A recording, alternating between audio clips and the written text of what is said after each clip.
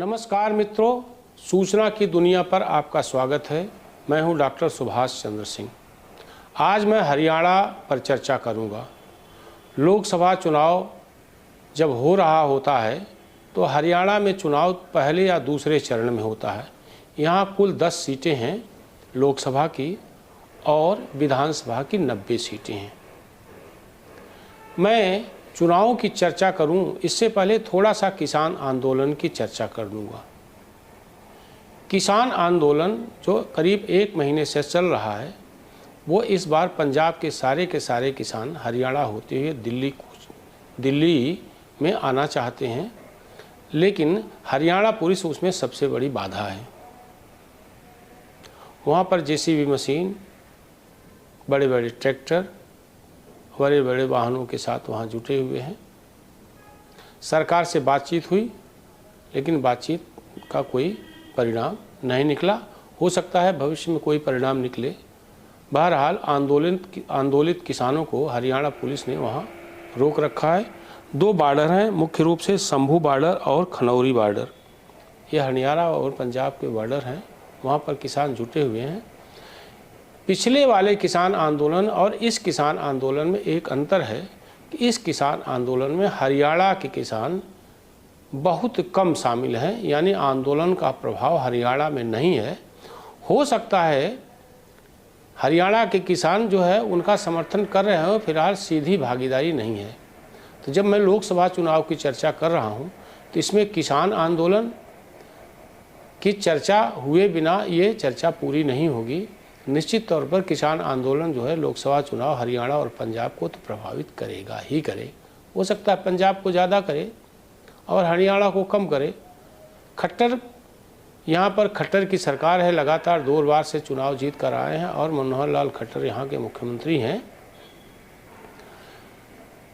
खट्टर के बारे में जो कुछ भी कहा जाए, कानून व्यवस्था को लेकर के, बाकी चीज़ों को लेकर, एक चीज़ तो निश्चित है कि खट्टर जो है बेहद ईमानदार हैं, बेहद ईमानदार। और खट्टर जब से मुख्यमंत्री बने हैं, कम से कम हरियाणा में ट्रांसफ़र पोस्टिंग उद्योग ख़त्म हो गया, प्रॉपर्टी डीलिंग का उद्योग ख़त्म हो गया, ज़मीनों की खरीद फरोख्त और घोटाले ख़त्म हो गए। ये खट्टर के बारे में निश्चित तौर पे कहा जा सकता है। और मुझे लगता है कि पिछली बार अगर मनोहर लाल खट्टर के नेतृत्व में भारतीय जनता पार्टी सरकार जीत कर आई थी तो निश्चित तौर पर उनमें उनकी ईमानदारी इसमें सबसे बड़ा कारण थी। और बिना भेदभाव के उनका शासन, भाजपा की जीत में लोकसभा हो चाहे विधानसभा हो, उसमें नरेंद्र मोदी फैक्टर काम करता है, लेकिन हरियाणा में खट्टर फैक्टर भी काम करता है, ये तय है। और इस बार भी काम करेगा, पॉजिटिव और नेगेटिव जो भी हो। अब मैं सीटों की चर्चा कर लूँगा। जैसा मैंने पहले बताया, वहाँ लोकसभा की 10 सीटें और विधानसभा की 90 सीटें। 14 में भारतीय जनता पार्टी को 7 सीटें मिली थी। इनेलो इंडियन नेशनल लोकदल को 2 सीटें और कांग्रेस को 1 सीट मिली थी। लेकिन जब खट्टर का 5 वर्ष का कार्यकाल पूरा हुआ और 19 का लोकसभा चुनाव हुआ तो उसमें भारतीय जनता पार्टी के सीटों में ज़बरदस्त उछाल हुआ। जैसे भारतीय जनता पार्टी सभी 10 सीटों पर विजयी हो गई और न कांग्रेस को 1 सीट मिली, न इंडियन नेशनल लोकदल को 1 सीट मिली। जननायक जनता पार्टी के दुष्यंत चौटाला ने लोकसभा चुनाव लड़ा था, लेकिन वह दूसरे नंबर थे, वहाँ भी बीजेपी जीत गई थी। और 14 में जो वोट प्रतिशत था वो बीजेपी का 41% था और कांग्रेस का 23% था। और जब 19 में चुनाव पड़ा, चुनाव हुआ लोकसभा का, तो उसमें भारतीय जनता पार्टी को भले 10 सीटें मिली, लेकिन उसका वोट प्रतिशत घट गया। उसका वोट प्रतिशत 38.4% हुआ और कांग्रेस का जो वोट 23% 14 में था वो बढ़ करके 28.5% हो गया। यानी वोट बढ़े सीटें भले नहीं मिली कांग्रेस को। अब थोड़ा सा मैं विधानसभा की चर्चा इसलिए कर लूँगा क्योंकि विधानसभा में एक तीसरी पार्टी पैदा हुई, जननायक जनता पार्टी।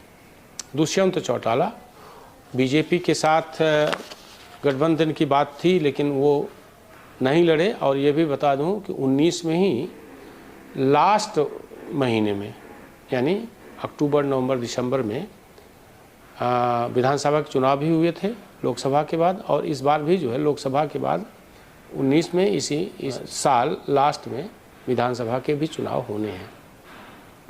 पिछली बार जब विधानसभा का चुनाव हुआ तो उसमें भारतीय जनता पार्टी को बड़ी क्षति हुई। बड़ी क्षति का मतलब ये है कि उसको 46 सीटें मिली थी 14 के चुनाव में विधानसभा की,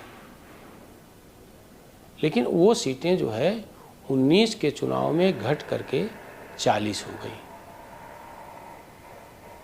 और जननायक जनता पार्टी को 10 सीटें मिली, वो तीसरे नंबर पर रही।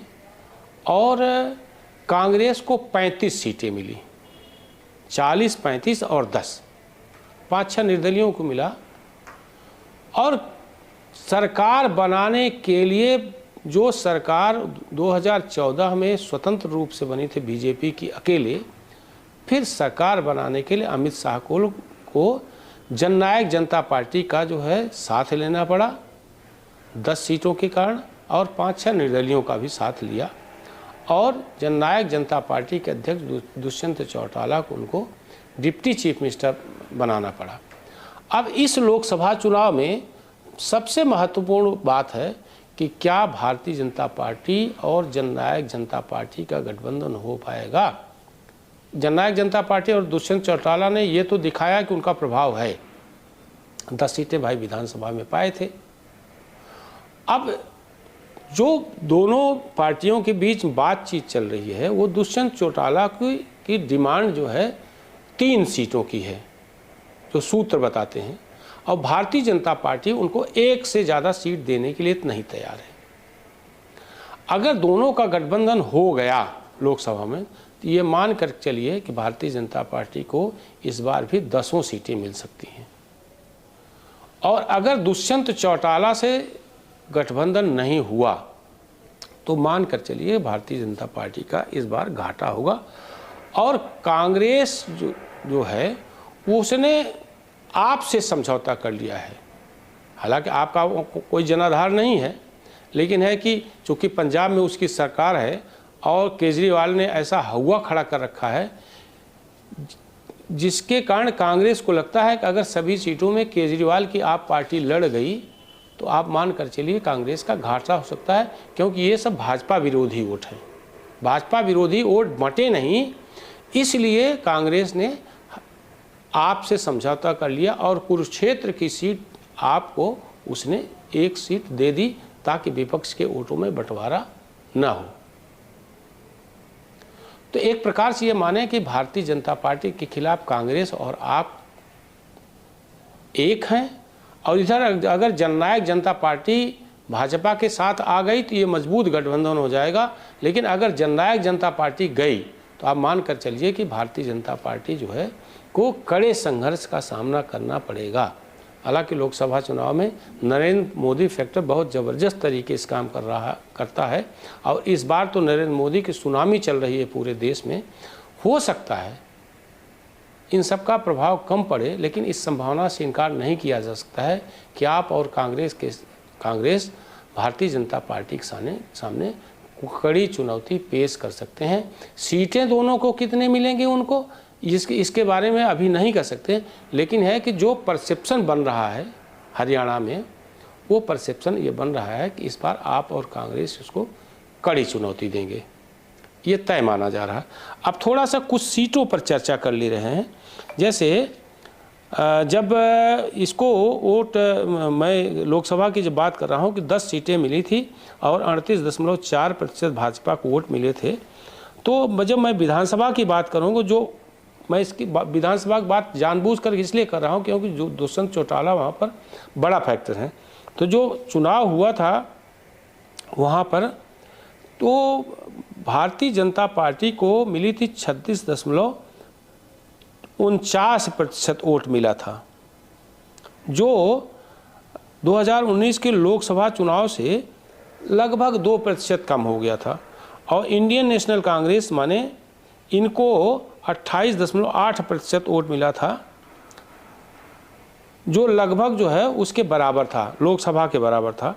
लेकिन तीसरा फैक्टर जो जननायक जनता पार्टी नई उभरी है क्षेत्रीय दल के रूप में, उसको 14.80% वोट मिला था विधानसभा में और 10 सीटें मिली थी।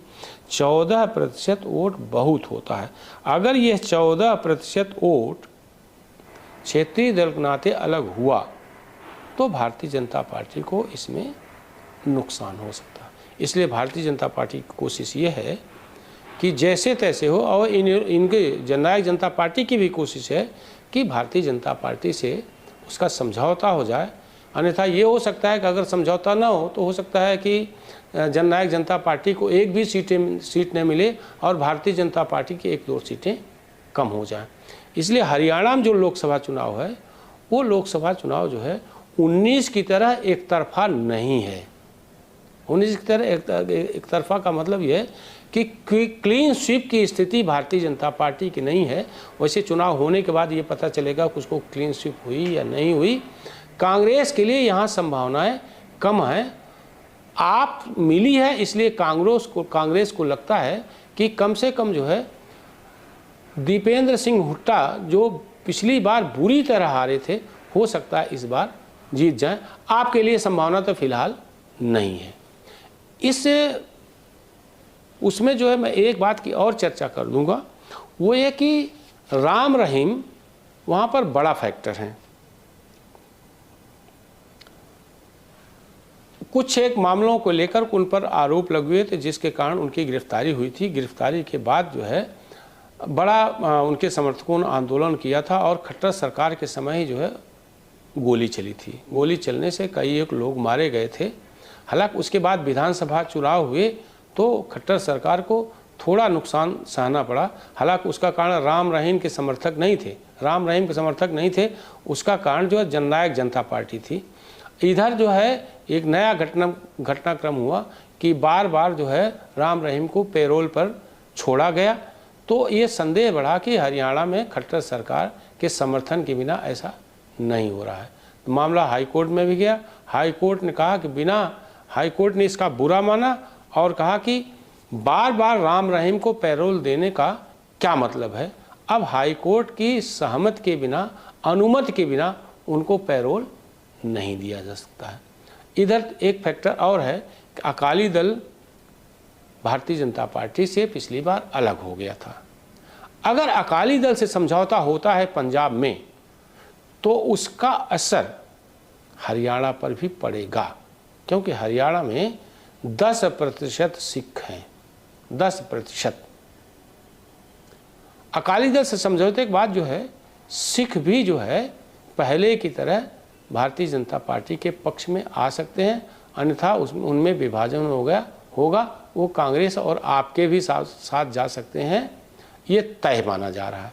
इसलिए भारतीय जनता पार्टी और अकाली दल दोनों की कोशिश है कि लोकसभा चुनाव में पंजाब में समझौता हो जाए। इसलिए कि अगर समझौता नहीं होगा तो फिर आप वहाँ पर सत्ता में है और उसको पिछले विधानसभा चुनाव में 92 सीटें मिली थी 117 में, तो आप वहाँ पर क्लीन स्वीप कर सकती है। हालांकि कांग्रेस वहाँ पर लड़ रही है। कांग्रेस के पास 8 सीटें हैं लोकसभा की, लेकिन कांग्रेस इस बार उससे लड़ पाएगी ऐसा जो है राजनीतिक विश्लेषक कहते हैं कि ऐसा जो है संभव नहीं कि वहाँ कांग्रेस बहुत अच्छा लड़ सके। हो सकता है कांग्रेस को जो है 1-2 सीटें मिल जाएं, लेकिन कांग्रेस के लिए वहाँ बहुत संभावनाएं नहीं है। तो कुल मिलाकर के हरियाणा का लोकसभा चुनाव जो है पंजाब से प्रभावित हुए बिना नहीं रहेगा। तीसरा मैं जाटों की बात कर लूँ। जाट सामान्य रूप से भारतीय जनता पार्टी के समर्थक हैं। हरियाणा में ये थोड़ा उलट है। दीपेंद्र सिंह हुड्डा और भूपेंद्र सिंह हुड्डा। भूपेंद्र सिंह हुड्डा 10 साल वहाँ पर मुख्यमंत्री रहे। दीपेंद्र हुड्डा वहाँ पर जो है सांसद भी रहे। दोनों जो है जाट समुदाय के बड़े नेता हैं। तो अगर अकाली दल से समझौता हो जाए तो वहाँ पर सिख बीजेपी के साथ आ सकता है। और जाट बनाम अन्य, जाटों की आबादी वहाँ पर 29% है। तो होता क्या है, पिछले 2 चुनाव में लगातार एक बात ये बताएं कि आज़ादी के बाद जो है एक आध बार भजन लाल को छोड़ करके लगातार जाट ही मुख्यमंत्री रहे। खट्टर के रूप में, मनोहर लाल खट्टर के रूप में लगातार 2 बार से गैर जाट मुख्यमंत्री बन रहे हैं। तो वहाँ पर जब भी लोकसभा विधानसभा का चुनाव होता है तो जाट बनाम अन्य होता है। इस बार भी जाट बनाम अन्य होने की प्रबल संभावना है। और अगर यह समीकरण बना तो आप मान कर चलिए कि लोकसभा चुनाव में भारतीय जनता पार्टी के लिए अच्छी संभावनाएं हैं। पिछली बार 10 सीट जीती थी, इस बार भी हो सकता है 10 सीट जीते या 1-2 हो सकता है कम हो जाए। इसी के साथ यह एपिसोड मैं यहाँ समाप्त कर रहा हूँ। आपका बहुत धन्यवाद। एक आग्रह केवल यह है, अनुरोध है कि अगर आपने सूचना की दुनिया को सब्सक्राइब न किया हो तो उसको सब्सक्राइब करिए, बेल आइकन दबाइए, आप देखिए, कमेंट करिए और शेयर करना न भूलिए। आभार बहुत आपका। आप इस YouTube चैनल को लाइक करिए, सब्सक्राइब करिए, कमेंट करिए और शेयर जरूर करिए।